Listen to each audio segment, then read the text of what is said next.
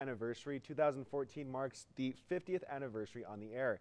Now, while there are many people to thank in reaching this milestone, the history of broadcasting here at New Mexico State University goes back decades before 1964, and our call letters KRWG are a tribute to the first pioneer in broadcasting at NMSU.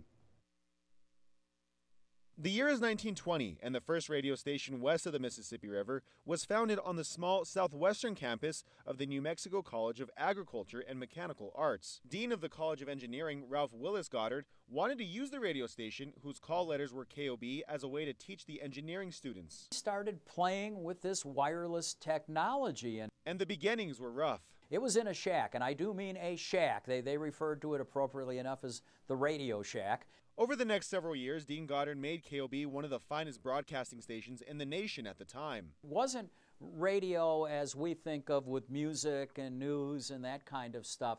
In the early days, it was very much a functional kind of thing, and then it grew a little bit as time went on. And KOB continued to grow under Goddard until tragedy struck in 1928. On New Year's Eve, Dean Goddard was electrocuted by some equipment in the radio station while making last-minute preparations for programming to be aired later that night. Harold Elmendorf and others were at a New Year's party waiting for Goddard to show up.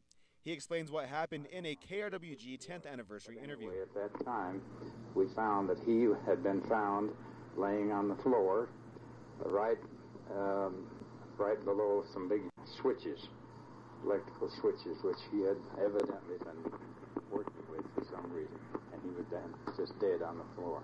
With Goddard's death, the life of KOB also dwindled. NMSU's journalism department took over the radio station, and in 1964, the call letters were changed to KRWG as a tribute to Ralph Willis Goddard. We owe a great deal to the man's vision and his passion and his willingness to try and experiment with new things.